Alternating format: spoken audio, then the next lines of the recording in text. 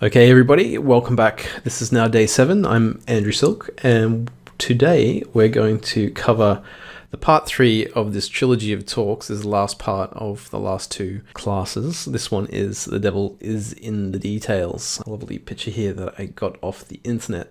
So let's have a look at this area. So in the last 2 classes, we have been talking about pot theory, that is creating lots of pots, creating lots of work, a volume of work, doing lots of sketching, in other words.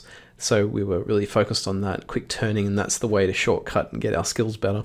Part 2 yesterday was about not giving up, so that's the mastery curve, and learning to love the plateau. So that's, learning to love practice, really, and not necessarily improve, like steady improvement is what the mastery curve is all about. So today we're going to move on to the last part of this talk, and that is, at the end of the day, we do have to have a portfolio. We want to show nice work, and that is where the last part comes into The Devil is in the Details, and it really is a devil.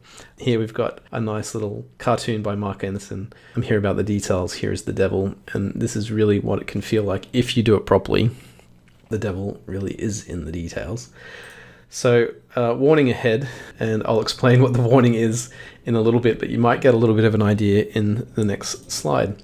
So a little bit of a story. I did work on Avatar for a short amount of time and did a few things on that film, and I was sharing a room with a good friend of mine, Neil Glasby, who was another animator. And what happened at the time in the animation department at Weta, we shared rooms at that time, and Neil was my buddy and he teamed up with me, so I got to know Neil a little bit. And he was working on these shots of Neytiri, which were the first shots of the film when you actually saw her face. And you can Google this film. I'm not going to do it because of YouTube, copyright things, but you could just Google it and have a look at Neytiri. First seeing Neytiri in Avatar 1. And the reason I bring this up is because one day Neil, he's a bit of a grumpy Englishman, and he says to me one day, he starts kind of singing Happy Birthday in this really grumpy way. And I said, what are you talking about? He goes, well, this shot's had its happy birthday. And I said, what do you mean this shot's had its happy birthday? And he said to me, look, I've been working on this shot for over a year. And then throughout the time working on the movie, he'd actually had a couple of birthdays on a few different shots. And I remember, I don't know if this is the shot, but it's one of these in the sequence. And I remember it was, like very short, like 4 seconds long. And he started singing Happy Birthday. Now, what you've got to understand is he's not creating the whole thing. Like, I'm showing you work of my students that are doing everything. They're modeling, rigging, animating, texturing, lighting, doing all these things. Neil was only in the graph editor animating keyframes on these shots. So that means that he was turning the shot over and over and over again throughout the year for well over a year.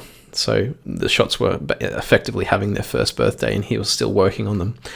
Now, Avatar was a bit of a crazy movie where we did turn things in the early days like this, and it was important because Neytiri, her face was going to be in the movie, for the first time, and it was important that she looked photoreal, and these were the days when, doing faces was not done much before, so they really had to get this face right. And a lot of the work was the rig kept getting redone, so all this work that he'd done would get thrown away, and they'd retweak all the muscles and the blend shapes on the face, and then you have to redo the shot again. And they were constantly tweaking it and experimenting with the face, and using one of his shots as the sort of like the first shot to test the facial system.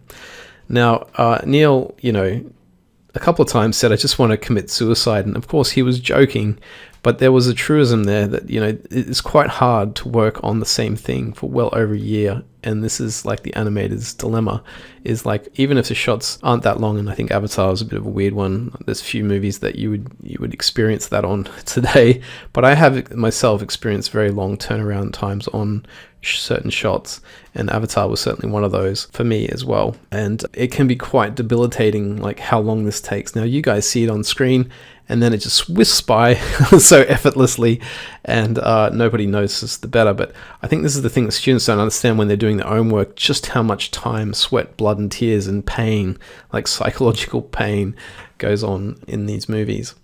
So, and this is nothing to say anything bad about Neil, by the way. Neil's a great animator. Just want to make that really clear. Every animator on that show got hammered, and it was more to do with the technical process and the way that, we were learning how to do things that had nothing to do with the quality of animation. So here I've got a little slide just to sort of ram it home, like what movies are. And Avatar was the most expensive film ever made at that time. However, now it sort of dwarfs in comparison to some of these other ones. If you Google it, there's like crazy amounts of money being spent on these films these days. We're almost up to $500 million costs. So here's a quick Avatar 1 cost calculator. The movie cost at the time $237 million. Now, if you factor into today's money, it's about $327 million. And then the running time is 2.5 hours, 2 hours, 40 minutes. That means it's got 9,600 seconds. So 9,600 seconds. And the frames are 230,000 frames. Okay, so that's a lot of frames. Now, frames run at 24 frames per second. So there's 24 frames every second of images that are moving past. Now, the reason why I bring this up is because we've got the cost per second. So every second of Avatar, therefore, costs, if we just go by the public prices that are available on the internet, every second costs $34,000. Every, 24 frames cost that amount of money.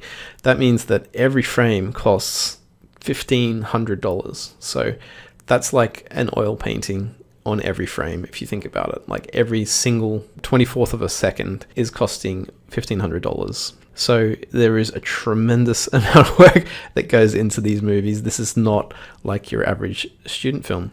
So the cost per every 4 seconds, in the case of, say, Neil's shot, is $136,000 just for that shot. Now, that not only includes his wages, it includes everyone, the whole team that worked on that, including the voice actors and everything.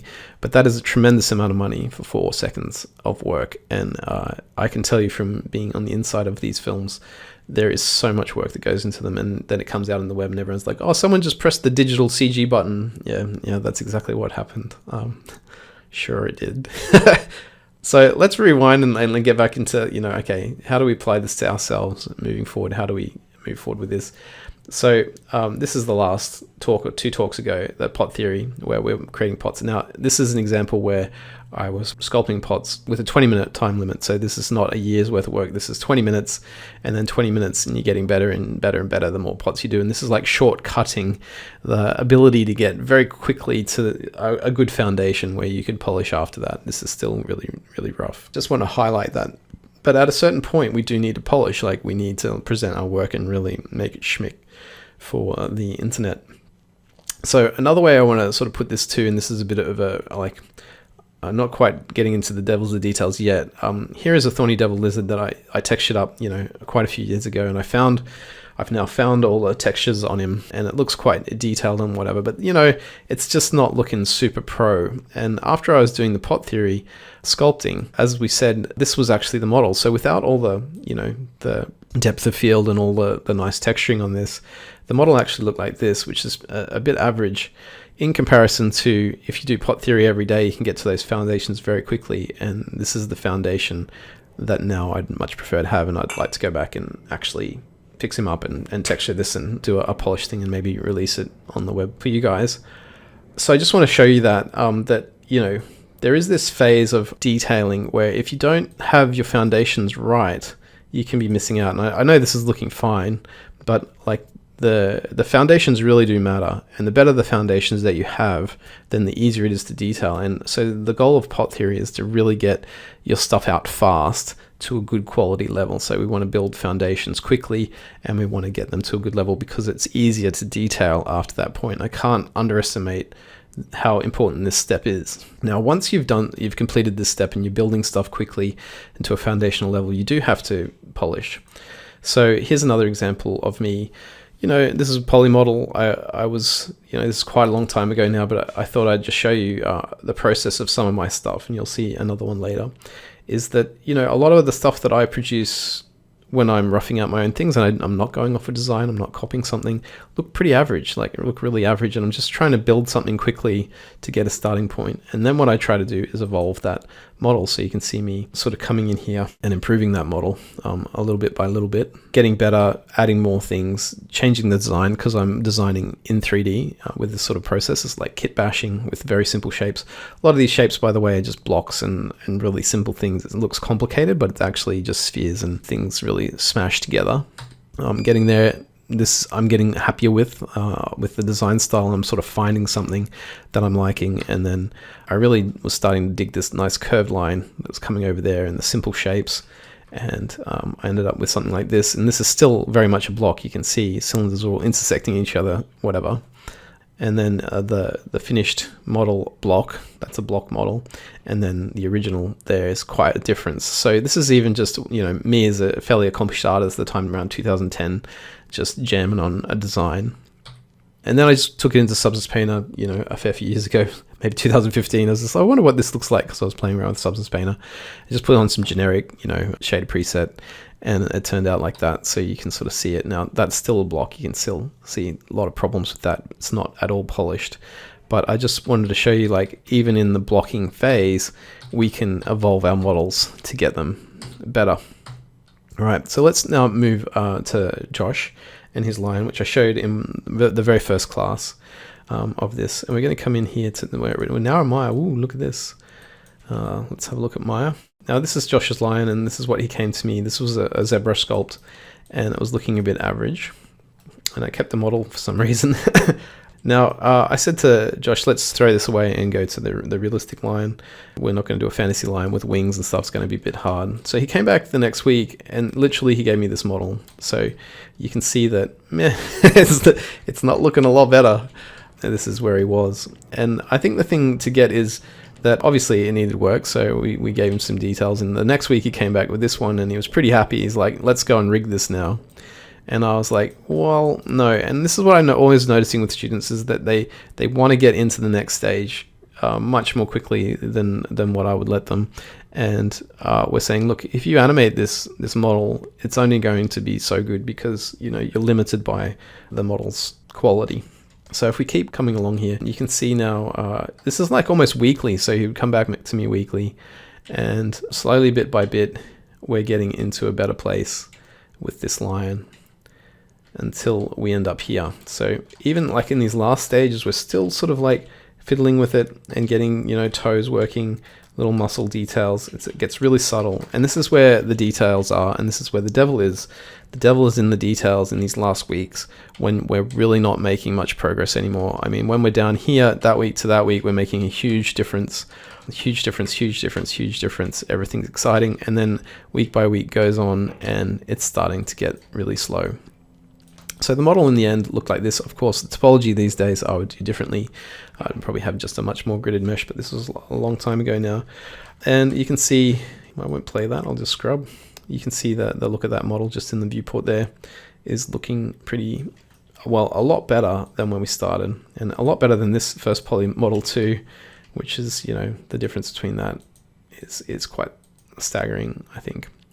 So it's just a matter of like keeping at it and keeping at it and keeping at it. And of course, if we go back to this here, we can see eventually he rigged it up and did it. Now, this was well over a year project. So the time that he took on this line was well over a year.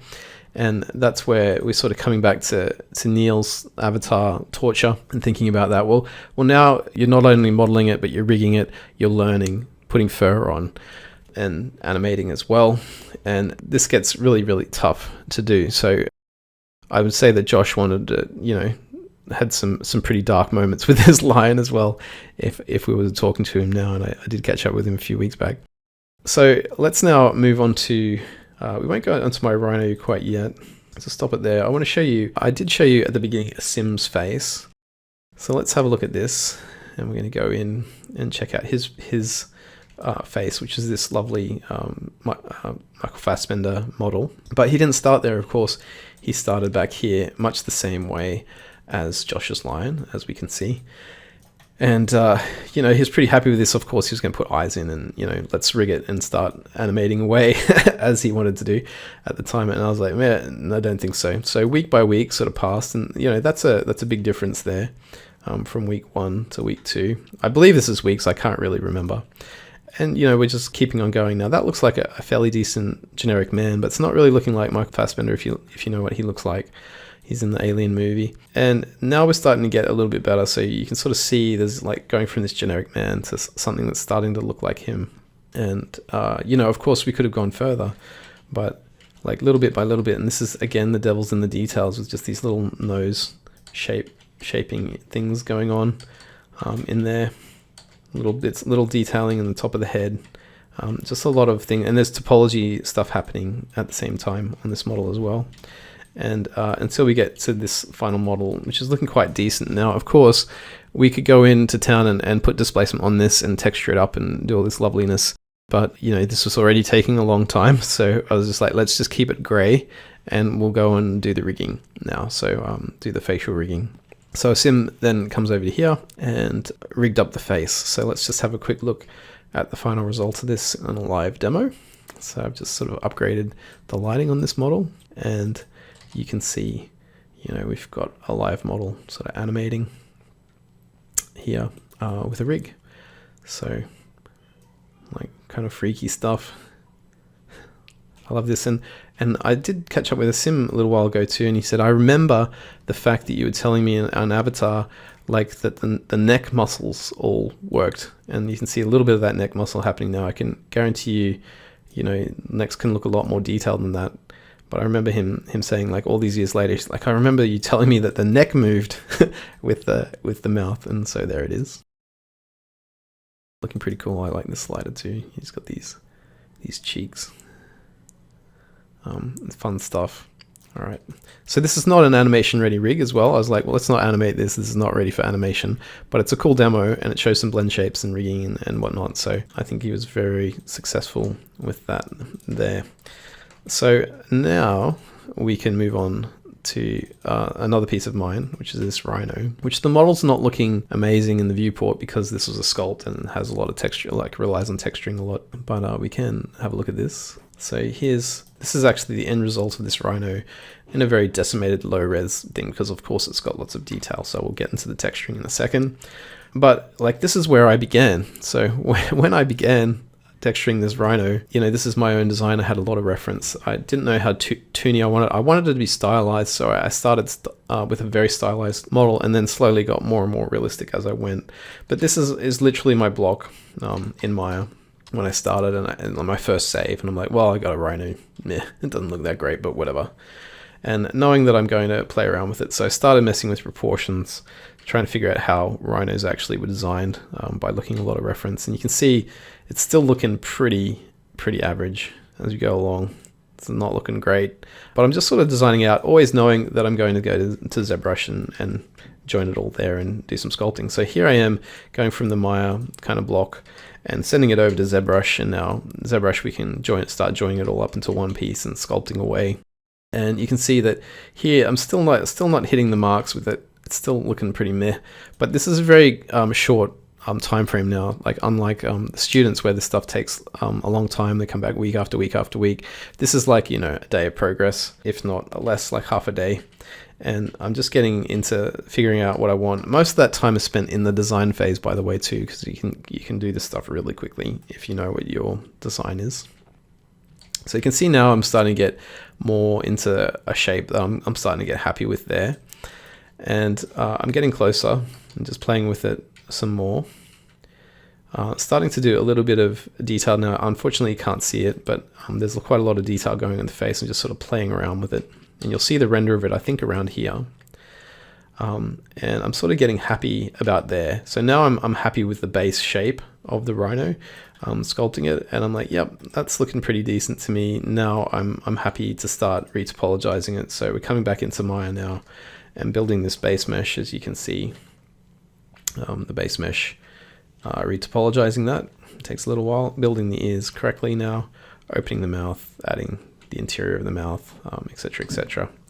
All right, so the next stage is then I go back to ZBrush after building this, and then I start again with all the texturing. So here I'm starting to texture the face and redoing the design. Now this texturing phase took quite a while, so let's come back here and have a look at the texturing process. So this is one of the early renders, about in the middle there of the Rhino, and I was pretty happy with that at the time. And this is, I think, when you're working on your own piece, you don't have this clear vision. You have this like sort of like clouded vision where you think everything that you're doing is decent, and then you know, you keep improving it and you look back and go, wow, I thought that was kind of okay. So the difference between this one, which is my first render, and then I'm getting into texturing about here. This was the UV unmapped, and I'm playing around with displacement at about this stage. So coming forwards now, and now starting to get all that fine detail, and you can see the ZBrush detail now in, I believe this is Redshift in Maya, and starting to add a little bit of color, but this is just the wash color. There's no diffuse map, just kind of picking the color of a Rhino, really, getting it a little bit better, working on displacement, and the bump mapping is really what I'm trying to do here. Deciding that, you know, I really wanted a little bit more detail in the face.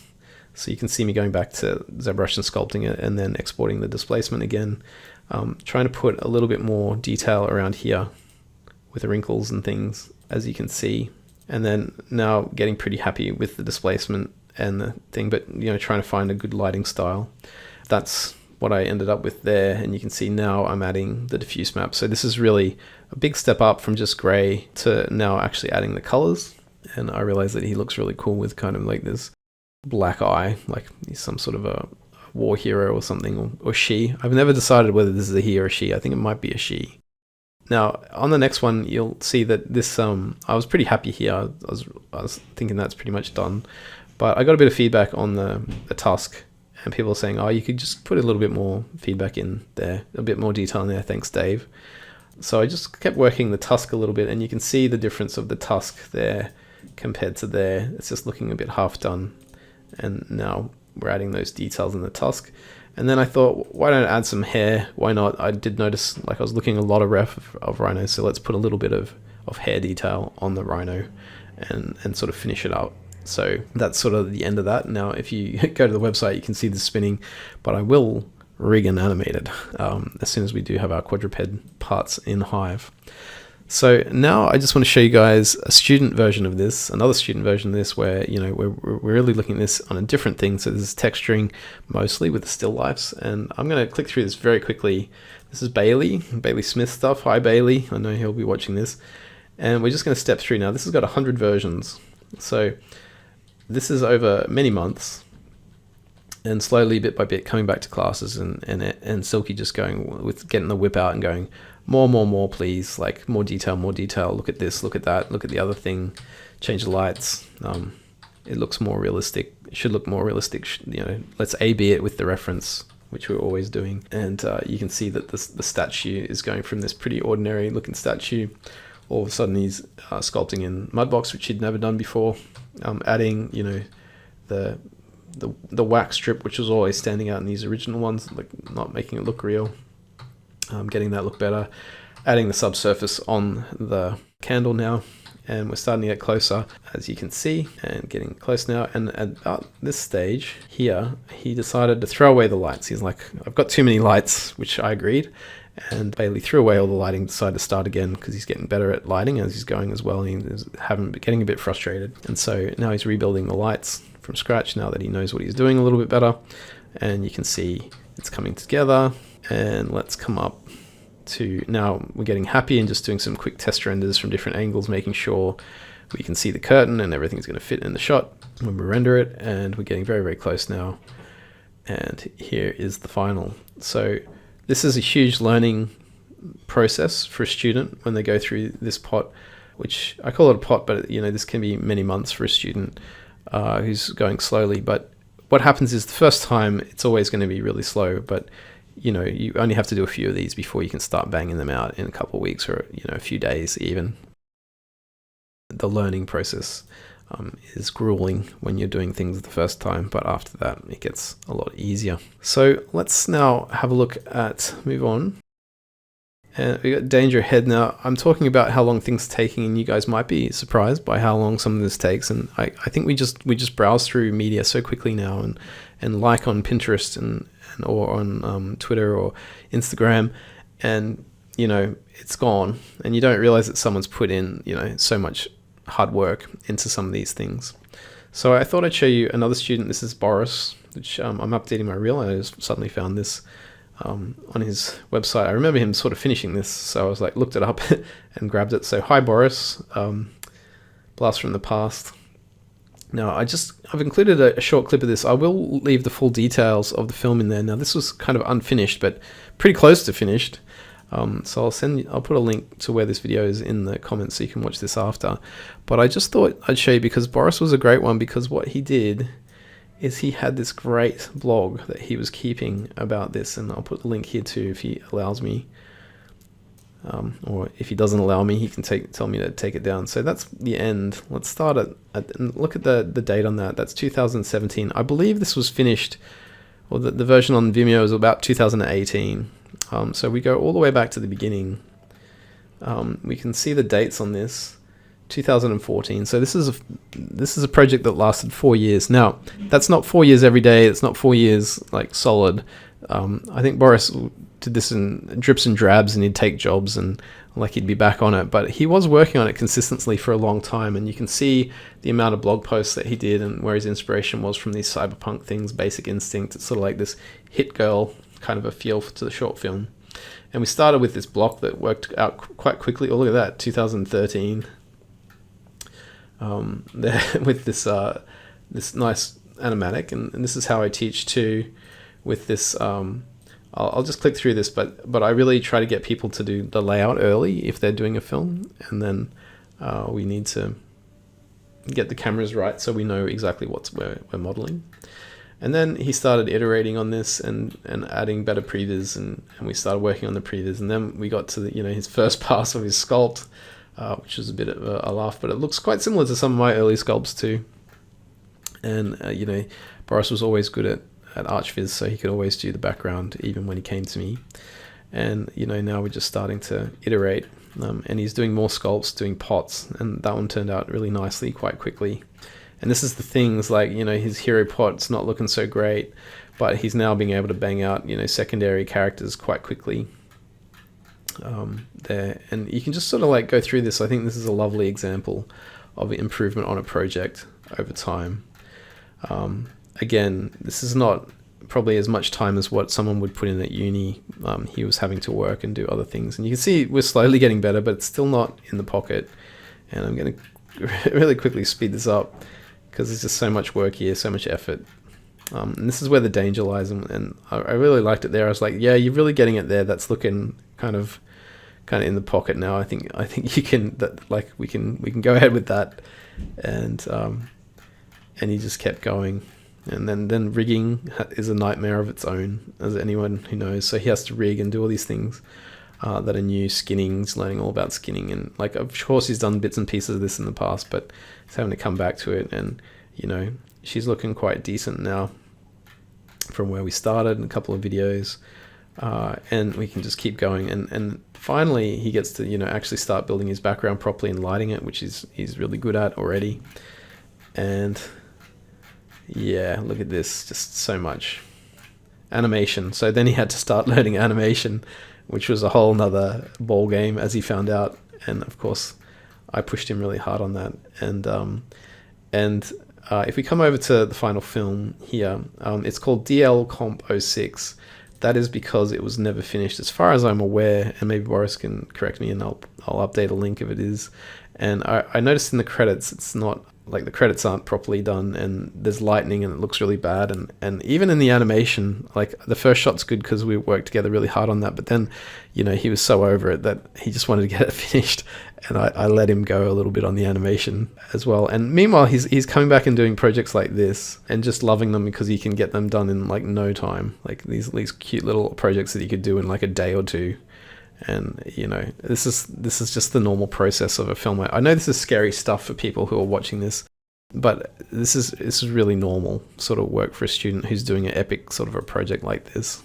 So let's keep moving. The last part of this is like, okay, that's great, Silke, and I want to know how to actually do the details. So this last part of the talk is just about that. I'll get through this quite quickly. There is a great book called Drawing on the Left Side of the Brain by Betty Edwards. And it's quite a famous book, and she runs a class with drawing, and it's all about like, what is the problem with symbols? So the problem with symbols is we really try to, in our brains, we really have a hard time seeing reality for what it is. when we see a tree, we really think of it as that icon of a tree in our head, and we ask to draw a tree that's down the road. We're never going to draw it like that tree if we're not trained. So real skill of an artist is untraining ourselves from this symbolness in our brains that is stopping us from seeing the world as it should be, or as we want it to be if we want to be artists. So she has this great thing where she takes a whole bunch of beginner artists who really have never drawn their adults, I think, and then she gets them to draw this Picasso drawing. So the adult who's never really drawn much before draws this, and I think I just like to point out, like, the arm is a good one. The person's just drawing an arm, like this terrible arm here, and there is a point to this. So then she goes to the same class, the same day, like this is just moments later, and she turns it upside down and says, okay, don't look at the thing, just look at now the lines. It's a little bit harder to see. I want you to draw exactly what you see here upside down, because it's not so easy to see with the symbols taken away. And the same artist on the same day drew it like this, upside down, and you can see it like this, and the difference is quite incredible. So this is where training does matter. Like, okay, the same artist, same day, can go from such a bad drawing on the left hand side to such a good drawing on the right hand side. And I'm sure she's cherry picked. This is one of probably the biggest differences of a person who was in the class, but even so, that's pretty amazing difference to go from A to B on the same day. So when we're thinking about this in 3D, we're really thinking about the same thing. Like, rather than looking at things from the way that we think we see them, what is actually there, what is actually happening, and taking this, like, we have to train to get those symbols out of our heads so we can see reality for what it is. Now, just here, like, obviously reference is really helpful as well. So that's the main tip, is really getting out of your head and getting into seeing the world for how it is. But I'm going to mention this really quickly, this idea of reference. But reference is like almost everything in art, and it's not only seeing stuff like this, but it's watching videos of rhinos for me when I was doing the rhino, or it's finding things that are kind of parallel. It's going out into the world and seeing the world, going to the zoo if you're doing an animal. It's seeing the world as an artist, seeing reality, and then seeing the way that people stylize it, and learning and copying and doing it over and over again. So this was my reference for Rhino, and you can see that I did collect quite a lot of reference, and I watched a lot of videos actually. And I looked at stuff like this, like great sculpts that were not necessarily rhinoceroses, but had this great kind of textural quality to them that I was kind of after.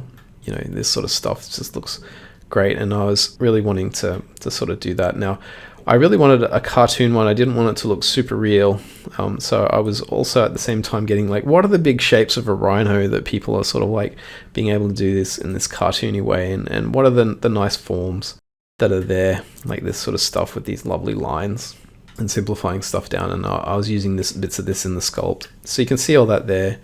I think I really fell in love with this sketch. I think it just looks unbelievably good. So you can see there's quite a likeness there, although I changed the textural quality of it and mucked around with it a little bit, not quite so cartoony, and put my own spin on it. But that's just a brilliant sketch there. So it's the ability to find art and have taste, and search through things and continually look at different art to improve where you are. I think students, like, when I get them to look at reference, they'll look at one or two pictures and that'll be that. Like, you really have to almost live in reference. I can't underline that enough. Like, live in reference is the artist's journey, is being able to just look at reference. And last year I worked on this bat at the end of the Batman in a little cage where there's rats and there's a bat, and I was animating this bat, and the amount of footage that we looked at for this tiny part of the film of bats was just mind-blowing. Like, the amount of reference that we had at work was incredible. So reference is super important. So it's just those two things, learning to unsee symbols